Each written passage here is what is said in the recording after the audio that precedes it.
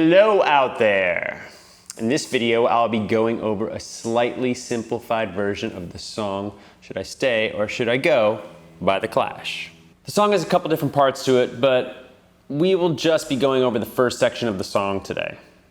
I will also omit all the little licks and lead parts in the song so we can focus just on the chords and the strumming rhythm. As always, a tab is included in the description below.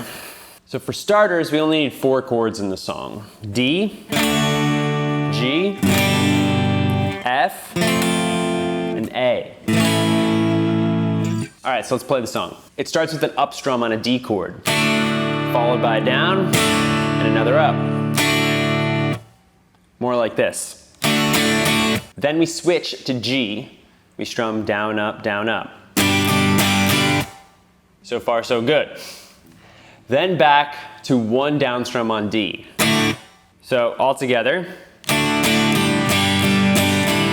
So up, up on D. Down, up on G. Down on D. Starting to hear the song in there a little bit, right? The song starts with an 8th note rest on the downbeat. So an 8th note gets a value of 1/2 of a beat. So the first up strum on D lands on the and of beat 1, or the upbeat of beat 1. Remember when we count 1 and 2 and 3 and 4 and, the numbers refer to the downbeats and the ands refer to the upbeats. I go over this in previous lesson videos in the Cage Chord series, so I'll try to link to those videos down below if you want to check it out. So for Should I Stay or Should I Go, we essentially just strum up on the upbeats and down on the downbeats. The catch is that we rest or miss the down strum on beat 1, like this. 1 and 2 and 3 and 4 and 1, 2, 3, 4. So what did I just do after I hit that final D chord? Yeah, that's right, I choke the strings with the down strum on beat 2 and beat 4, like this. To achieve a choke here, I just lay my left fingers flat against the strings. I don't put any pressure on the strings, but I make sure that I'm contacting all the strings with the flat parts of my fingers. Think of your hand as sort of a curtain or blanket draped over the strings. If you hear any specific notes, it means you are likely applying too much pressure to the strings, like this. Too much pressure. Right amount of pressure. Or you may be hitting open strings by not having your fingers cover all the strings. It might sound like this. Right? There are a lot of techniques for choking the strings, so I suggest you experiment and find out what works best for you. But for me, just kind of laying all 4 fingers or maybe 3 fingers down, like my first 3 fingers down on the guitar, seems to work best, at least in this song. So before we go on to the rest of the song, let's quickly look at the switch between D and G. If you are a beginner, then you are likely realizing that switching chords in time is one of the first big hurdles to get over when learning guitar. And remember, this is not easy. Guitar is not easy. Anyone who says it is doesn't remember when they first picked up a guitar. In this song, we will use the Nashville G fingering, in which our pinky plays the 1st string on the 3rd fret, and our ring finger plays the 2nd string on the 3rd fret. So if we're going from D to this Nashville G, we realize that our ring finger actually doesn't have to move as it is playing the same note in both chords. See that? As we've discussed in previous videos, we oftentimes want to release a chord on the last up strum before landing on the next chord. We will do that here, but with a slight variation. On the last up strum of the D chord, before the G, we want to lift up our 1st finger, leaving the 3rd string open, while simultaneously slapping our pinky down on the 3rd fret of the 1st string, like this. See that? Keep my ring finger down, pinky down on that up, and then down on the G chord, all right?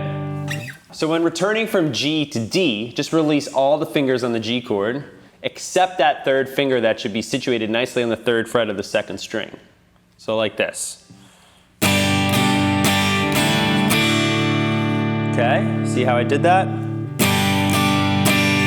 Release, down. So in reality, we can play this first phrase without moving our 3rd finger at all. Amazing, right? So again, here are the first 2 measures of the song. a little bit more up to speed. 1, 2, 3, 4, 1.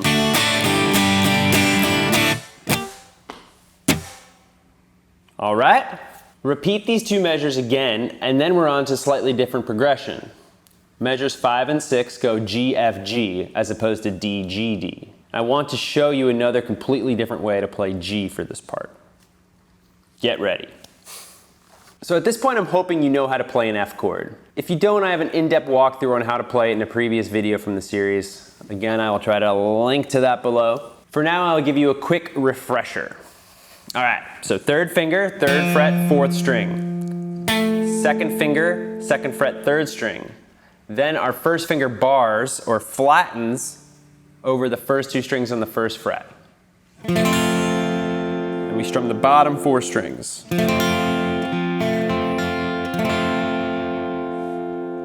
That's an F chord. And if it's your first time trying it, it's gonna be hard. But stick with it and be patient with yourself. You will get it, I promise. So an important thing about that chord is it has no open strings. Chords that don't use any open strings are what's called movable chord shapes. The word movable here means that we can shift that chord up to different locations on the guitar, and it'll give us a chord of the same quality, so it'll give us another major chord, but the root will be different. Many times when we're playing guitar, we refer to the shape of a chord. Hence we can call this the F-shape chord. If I use the shape of an F chord, but move it up so that my 3rd finger is on the 5th fret, 2nd finger on the 4th fret, and 1st finger on the 3rd fret, I have moved each note in the F chord up 2 frets, or 2 half steps, or 1 whole step. 1 whole step above F is F, F sharp, G.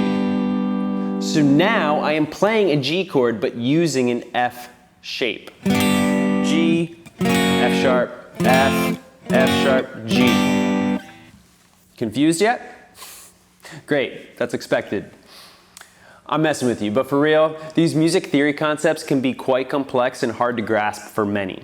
If any of what I just said went over your head, that's okay. Not knowing the theory won't keep you from playing the song, but it will help you learn faster and become a more complete musician in the long run. For now, it is important to know that when we have chords that don't use open strings, we can move these chords up and down the neck with impunity. Doing so yields a chord with the same quality but different root, as I said before. The word quality here refers to the type of chord that it is. Chords can be major, minor, dominant, diminished, augmented, etc. That is the quality of the chord. So we went from F major, then we can pass through F sharp major on the way to G major. Here's what open G that you know, the Nashville G, sounds like. And then the G using the F shape.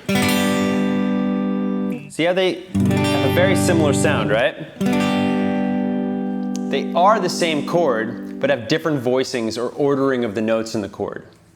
Our open Nashville G goes G, B, D, G, D, G. The F-shaped G chord goes G, B, D, G. And any combination of the notes G, B, and D played at the same time gives us a G major chord. Back to the clash. Okay, so we use the same strum pattern rhythm from the beginning of the song on the G, F, G phrase. So let's get on this F-shaped G chord. So we're gonna rest on beat 1, strum up, down on G, then down, up, down on F, and then down on G.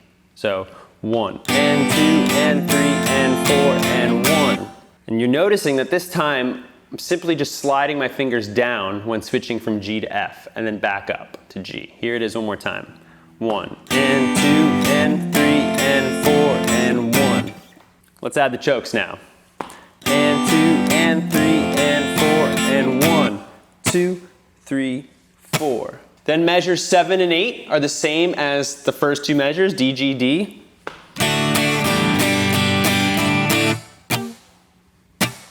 Measure 9 is the same strum pattern, but just on an A chord. So 1, and 2, and 3, and 4, and 1, 2, 3, 4. Okay? Can add the chokes there as well.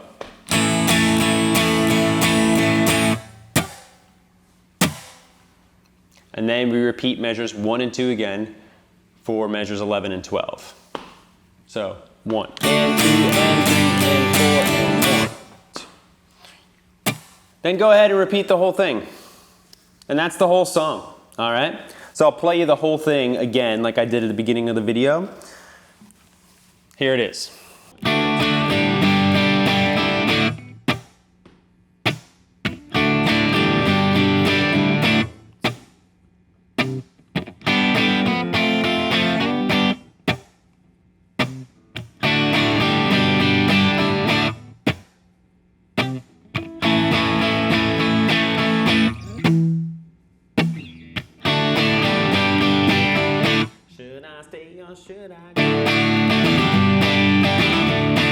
All right, we're not doing that part. So that's it for today. I hope you have fun playing the song. If you haven't checked out the previous videos in my cage chord series, then you can find the whole playlist in the description below. Besides going in depth on how to play these open position chords, cage chords, I also have videos on the theory and other songs and exercises to practice in there. Wish you all the best with your practicing. Peace, love, and health to you all. Later.